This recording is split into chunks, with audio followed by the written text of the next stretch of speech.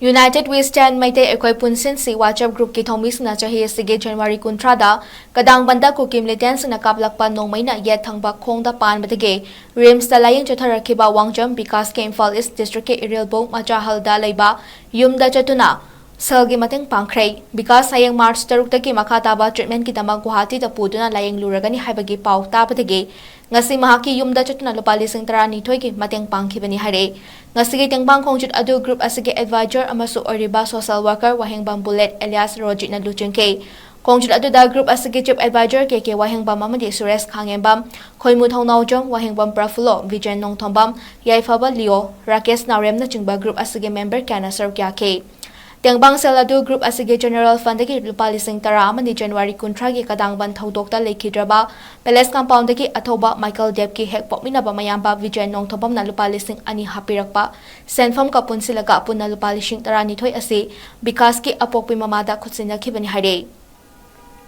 Ningsing bayabadi January kuntrada kadangban da thokhiba laibak thiba thodok aduda Athoba 𝐌𝐶𝐈𝐊 amadi 𝐶𝐈𝐊 punsi lomkhibane thodok aduda bikaso makhongge thangbada nongmai maruna panbadagi yamna thina sokhibane wangjam bikas masagi chahi tara mapan mapung faraga kun janglakpada ngariba yum pandriba pakhangne mathakta machi ani leiraga mahakna iton tonba naitom oina yawjaba imung asigi maparine apopa wangjam balesor nomagi afang basuraga leiba senmi amane apopui mama chawbina fisa konda fisaraga hingnabagi lan mayognaribane lairabada laijangba haibadu kapangkhak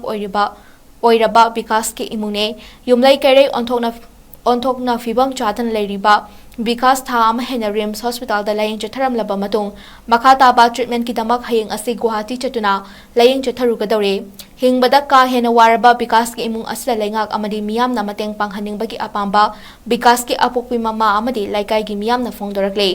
ngasi kongjut aduga mari lenana group asige advisor wahengbam bulen phongdokhibada hauzik thokli balan asige awaba wari oina tarambadagi hakthengna sokpadagi layeng chathariba wangjam because ki asokpa amadi mahaki hauzik oriba imungi awaba matausi ubada thamoi sokna nungaite lebaki tamak makhoina asuna kathokli basi ubada isada tu chungba fawe aduna ngasi gilan asna maite ekhoigi oinade apunbagi saktam ama utpagi tanja ama lomin hausi haike